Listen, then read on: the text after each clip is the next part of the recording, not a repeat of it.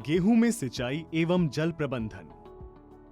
किसी भी फसल की अच्छी उपज के लिए सिंचाई और जल प्रबंधन बहुत आवश्यक है।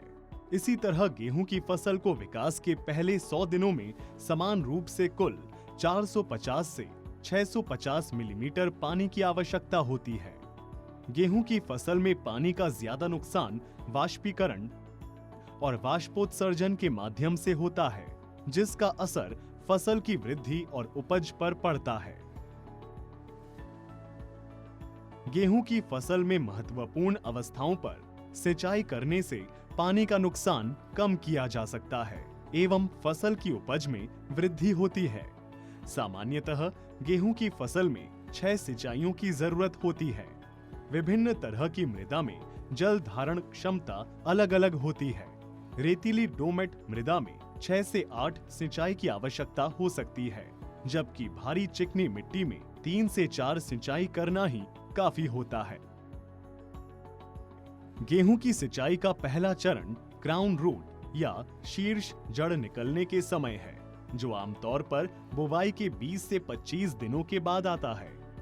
सिंचाई का दूसरा चरण टिलरिंग या कल्लों के निकलने का समय है, जो बुवाई के 40 से 45 दिन बाद होता है। सिंचाई का तीसरा चरण गांठों का गठन, यह आमतौर पर बुवाई के 60 से 65 दिनों के बाद होता है।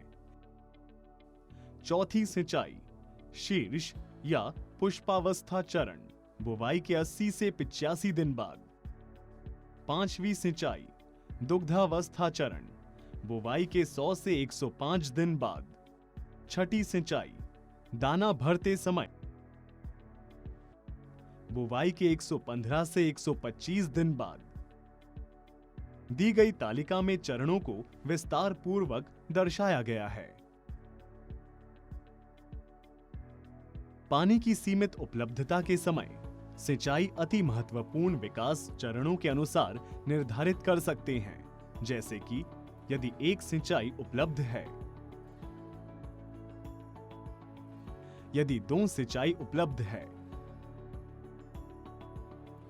यदि 3 सिंचाई उपलब्ध है, यदि 4 सिंचाई उपलब्ध है, यदि 5 सिंचाई उपलब्ध है। पानी की बचत के लिए सिंचाई की सूक्ष्म तकनीकें जैसे कि स्प्रिंकलर या फुहार और ड्रिप या टपका सिंचाई आदि को अपनाया जा सकता है। जिन क्षेत्रों में पानी की कमी है या सिंचाई के लिए सीमित जल उपलब्ध है, वहां जल उपयोग क्षमता और उत्पादन की कुल लागत में ये तकनीक बहुत उपयोगी है। जिन क्षेत्रों में पानी की कमी होती है, इस विधि से कम पानी में अच्छी उपज ले सकते हैं। तो किसान भाइयों, गेहूं की अच्छी उपज के लिए आपको सिंचाई और जल प्रबंधन की इन तकनीकों का प्रयोग करना चाहिए। इससे आप श्रम निर्भरता और लागत में भी बचत कर सकते हैं।